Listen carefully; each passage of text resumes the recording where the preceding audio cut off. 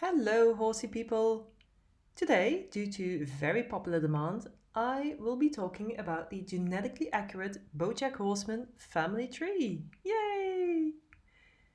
This video will require you to have some basic knowledge on horse genetics in order to understand what I'm even talking about. But don't worry, if you're unfamiliar, I made a whole explanation on the basics of horse genetics at the beginning of my genetically accurate spirit and rein family tree. I'll post a link somewhere for your convenience. I highly suggest that you watch that one first. However, I will still be doing my best to make sure that everyone can follow along. Now, since the making of the spirit and rein video, I learned so much more, and some of you people in the comments rightfully pointed out alternatives or things that I missed or other such details. And to all of you, I say thank you so much. It's been so wonderful discussing all these things with you. And yeah, there are people out there who know so much more about horse genetics than I do. Now, in this video, I will be trying to rectify some of those issues that I had in the Spirit and Rein one. And I will remind everyone that a lot is generalized and that I will not be talking about some weird strains in different genomes, etc., because I wanted to keep it as easy to follow along as possible. But do feel free to point out more details that could be interesting in the comment section. This is also your friendly reminder that we are talking about the color of fictional horses in this video and in the comment section.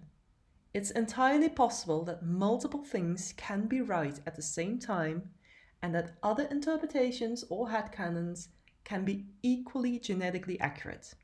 These are, after all, fictional horses, and absolutely nothing serious of any kind will happen if someone is right or wrong about any of the topics being discussed.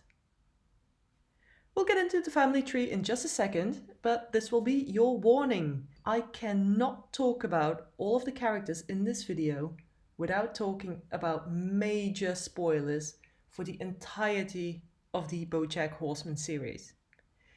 So if you haven't finished all seasons yet and you don't want spoilers, this video is not yet for you.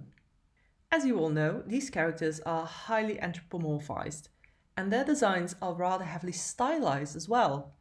So, therefore, I think it's fair to assume that certain details have been left out just for the sake of convenience on the animator's part, and that certain colors have been deliberately made lighter or darker depending on what looks best on screen rather than keeping any genetic accuracy in mind. For instance, a chestnut horse should have the same color mane as the color of its body, but that's not going to look very well in these anthropomorphized character designs. So I can understand why, they were probably going for a chestnut horse, but then having their mane a lot lighter or darker just because it looks better. However, that being said, I will still be matching the genotyping as closely to their canon depiction as possible. And now, at last, let's get into it. Let's start off with Joseph Sugarman, Bojack's maternal grandfather. Already, straight away, he's an interesting one to genotype, because for all intents and purposes, he has been generally described by fans as a buckskin, which at first glance seems accurate, and I would absolutely agree with that. However, I will also be offering an alternative which, at least in Joseph's case, might more accurately align with his canon design. But first things first, if Joseph is a buckskin, this would be his genotyping. He would need at least one capital E on the extension locust, one capital A for the agouti, a single cream gene to turn him into a buckskin, no dun, and he has some normal whites, which is the little diamond in the middle of his head. I will also be giving him a single copy of the flaxen gene for reasons I will explain later. Now, this is the general genotyping for an average buckskin. However, if we have a look at his canon design, you will see that his hands, which are not depicted here because these are just headshots, his hands are the same color as the rest of his fur. Also, his muzzle, the tip of his ears, and his mane is more of a brownish color rather than the black that you would expect on most buckskins. So therefore, to try and make him look a bit more accurate to his canon design, I would suggest that Joseph could also be a dun. And for that, he will need a capital E as well, a capital A for the agouti, but he wouldn't have any cream genes.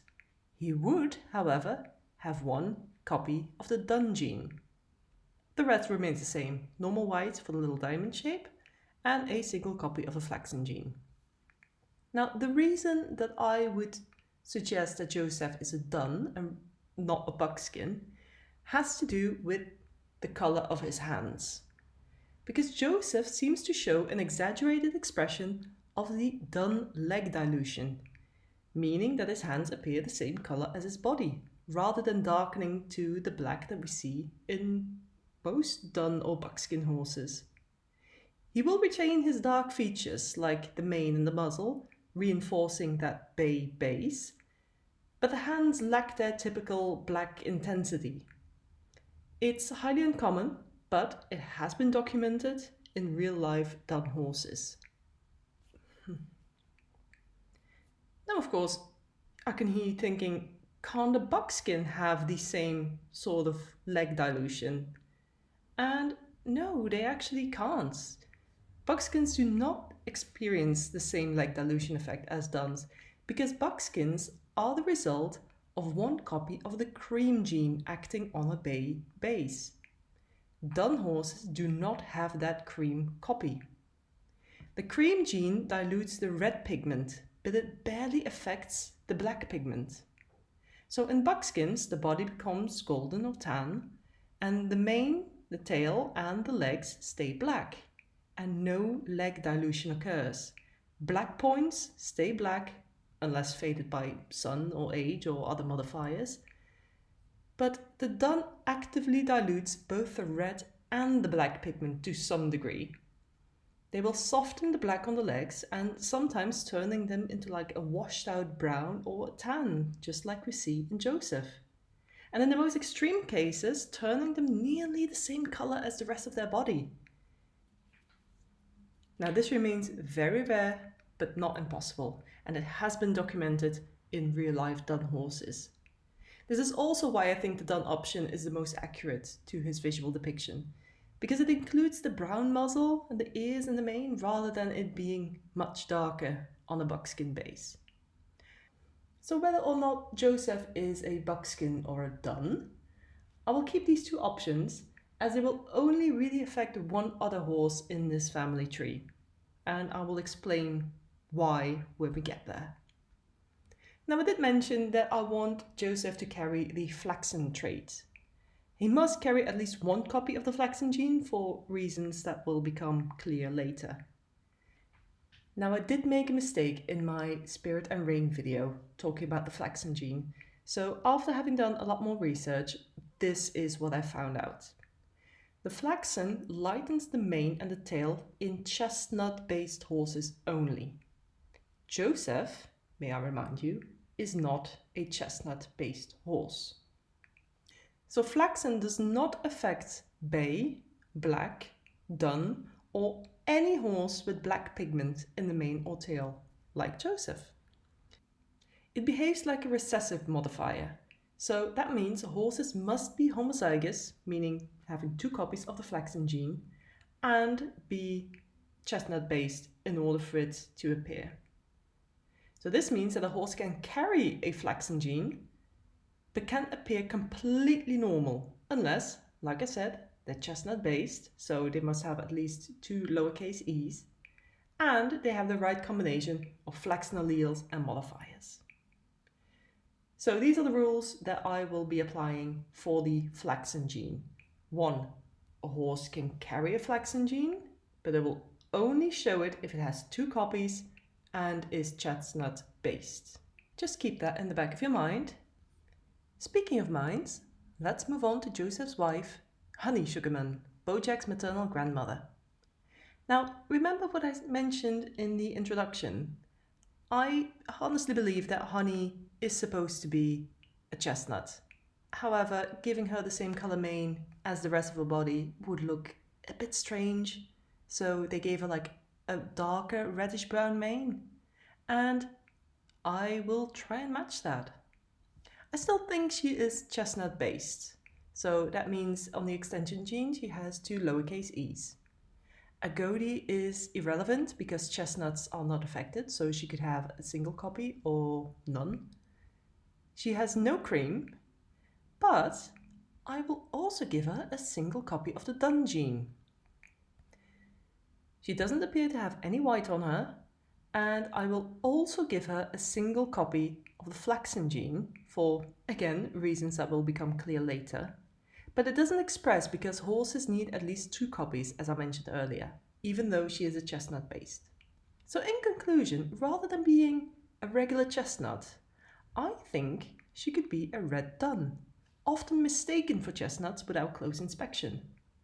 A chestnut's mane does not have such contrast with the rest of the body, and the contrast in color between the arms and legs and the rest of the body often remains very minimal on red duns compared to like the regular duns. Hence why I don't see her being a dun as much of an issue as with Joseph. Moving on then to Crackerjack, Bojack's uncle. He appears to have a brown coat with a blonde mane and a white snip on his mouth. Now, I know a lot of people think that he is a liver chestnut, and I think that's perfectly plausible, so let's try and keep him a liver chestnut. That means he has to have a chestnut base, so double lowercase e. Agouti, again, is irrelevant, so he could have a single copy or none at all, depending on what honey carries. But like I said, it's irrelevant for the rest of the family tree anyway. He shouldn't be carrying any cream, and he also can't be carrying any dun genes because otherwise he can't be a liver color. White pattern is just a white snip, so we call that normal whites. But flaxen, there we are. I am going to give him a double copy of the flaxen gene, which can be expressed because he has 2 copies and is chestnut based. Because he shows the flaxen gene, that turns his mane into that nice, warm, creamy blonde. A liver-colored horse has to be chestnut based, so 2 lowercase e's. This is entirely non-negotiable. All chestnuts, including liver, lack black pigment entirely. Liver, quote unquote, is just a dark shade of chestnut. It's not a separate base. Multiple genes, which have not been fully identified, modify how dark the red pigment appears, especially on the body. And these are inherited traits, likely recessive or additive. Horses with 2 darkening alleles may appear very dark brown, almost black even, yet still have red highlights, especially in the sunlight. And Crackerjack looks to be a lower expression liver, but is still clearly a lot darker and more brown than a regular chestnut. So a liver chestnut horse means 2 lowercase e's plus several polygenic modifiers, which again have not really been identified properly.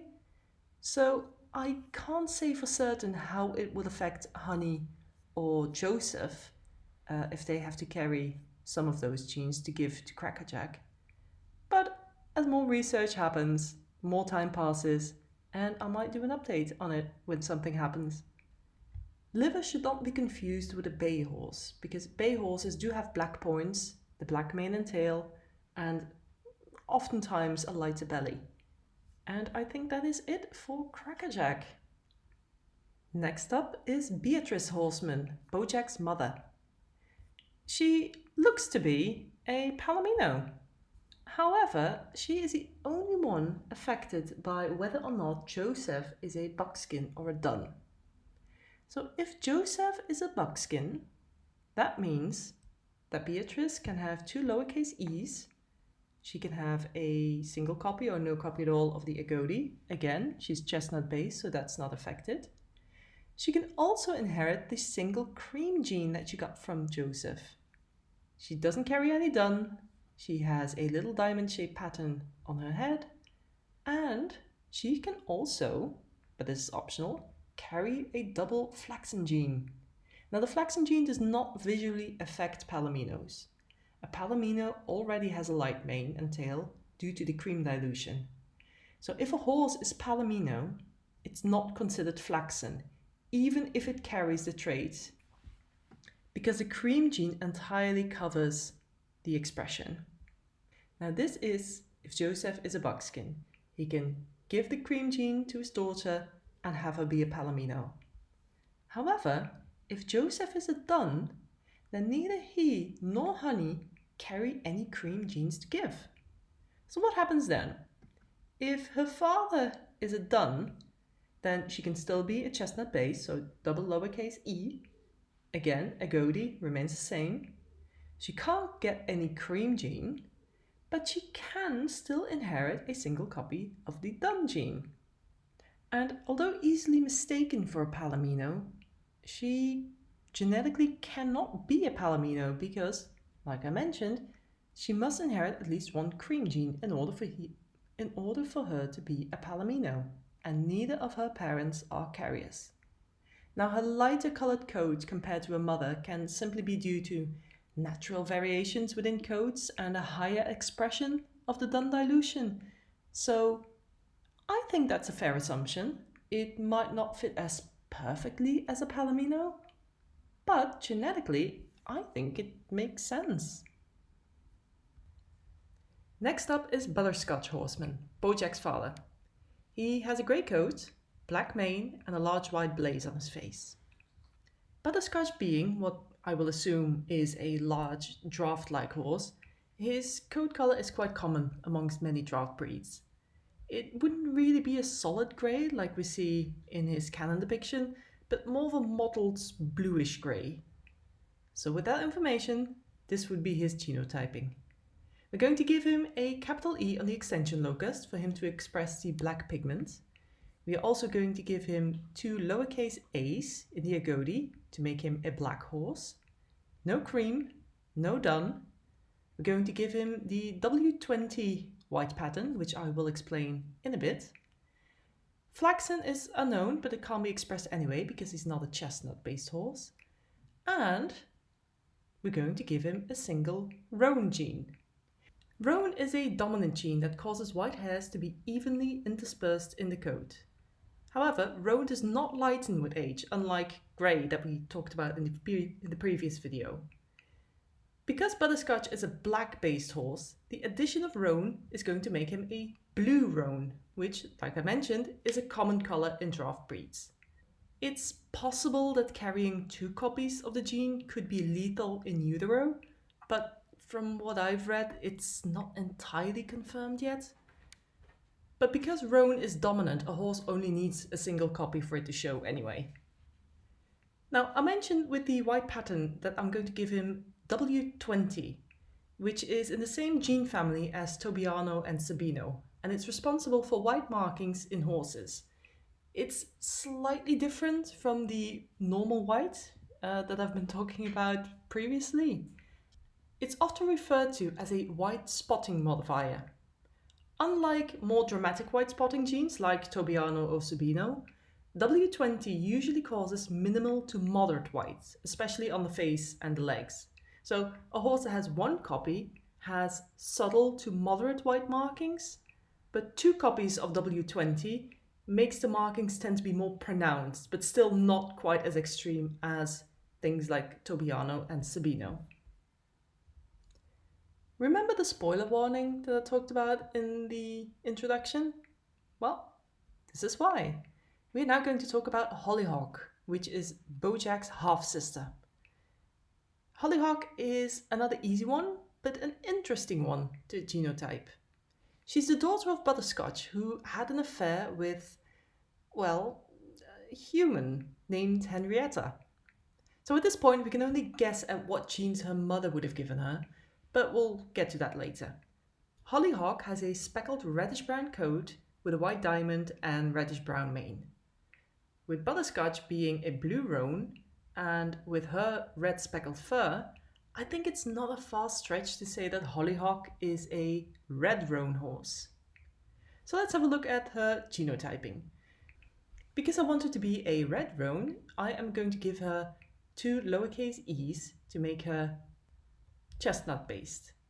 She gets 1 lowercase e from Butterscotch, so she must be given another lowercase e from her mother. Agodi is irrelevant on chestnuts, so we're moving on. She doesn't appear to have any cream in her, no dun dilution. I'm going to keep the W20 for the little diamond on her face. Flaxen is not expressed or not present, so she could have a single copy or none at all. But she is going to have a single roan gene. And that's it for Hollyhock. As I said, quite an easy one. But with Hollyhock's mother Henrietta being a human, we need to ask ourselves, what could she have looked like if she were a horse? All we know is that she has reddish brown hair as a human, but we simply can't apply human genetics to horse genetics, and I won't even attempt it. But there are multiple options for what Henrietta's genotyping could be. And unfortunately, we can't go into every single option. So therefore, I will show you all what my own personal headcanon is. It might sound boring to some of you, but this is what I picture her as. A red roan, just like her daughter. Because she worked as a maid, I feel like she might have some draft blood in her as well, and I feel that fits nicely with what we mentioned about Butterscotch earlier. Also, her being a red roan makes it even funnier in canon that the mystery of who her mother is was dragged out for so long. So, same as Hollyhock, 2 lowercase e's to make her a chestnut.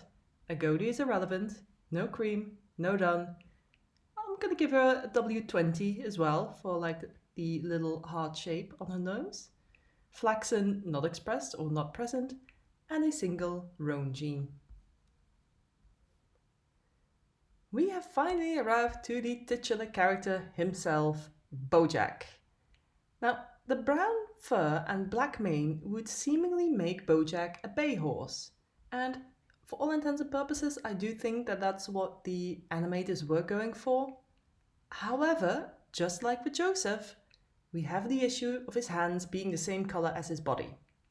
And I couldn't find a single instance in which a bay-colored horse could not have black legs or points. Nor could I find a possibility to have him be a chestnut base but somehow acquire a black mane. And believe me, I've searched. He's also far too light to be a seal bay, so our main character has officially eluded me. So what can we do? There are 2 options now. Either we ignore the fact that his hands and ears and muzzle are the same color as his body and we pretend that he's a bay after all, or we pretend that his mane is actually a very, very dark shade of brown. And I personally prefer that second option. We do see that his mane turns lighter as he ages, and I feel that's a fair assessment of his black coloration not being as strong as it would be if he were a true bay. But most importantly, that would make him a liver chestnut, just like his uncle Crackerjack. And I think we all understand what implications that would have. So let's have a look at his genotyping. 2 lowercase e's, which he can get from both parents. Agodi doesn't affect him, but he can be homozygous or heterozygous. No cream, no dun, otherwise he can't be a liver. I'm going to keep the W20 for him as well. He can have a single copy of the flaxen gene. It shows no visual effect on him, but it's nice to think that he carries a single copy anyway. And he doesn't have any roaning in him. There is currently no test to determine liver chestnut intensity, meaning that at this point these genes are probably polygenic and are only visually assessed. So why is Bojack's fur color different than Crackerjack's, even though they are both liver chestnuts? I don't know. And from what I can tell, even science can't really explain it. And with that, we have officially come to the end of this video. One more thing I briefly want to touch on is that a lot of people have asked my opinion on what breeds these horses might be. And while I am in general of the opinion that most of them aren't meant to represent specific breeds, here are my 2 cents anyway. I think that Joseph and Honey are likely either Tennessee Walkers or Morgan horses, just because of their historic use on early American plantations as a reference to the Sugarman sugar cube business, and you can't really get more American than that. While dun or buckskin are uncommon colors for either of those breeds, it still fits. Now, Bojack, of course, could be a mix between a Tennessee Walker or a Morgan and a draft breed. I briefly mentioned earlier that Butterscotch's blue roan is a common sight amongst draft breeds, but I'm personally leaning more towards him being a Clydesdale, especially because of his size and the fact that blue roan is so common in this breed. Also because of the distinct beard-like fur under their chin. And the fact that this is originally a Scottish breed just adds so much to the persona and the prejudice between himself and Beatrice's family. And with that, I am officially done talking. So, what did you guys think? I would love to hear if you prefer Joseph being a buckskin or a dun, or what do you think Henrietta would have looked like? Do you agree with my vision, or would you have gone for something else entirely?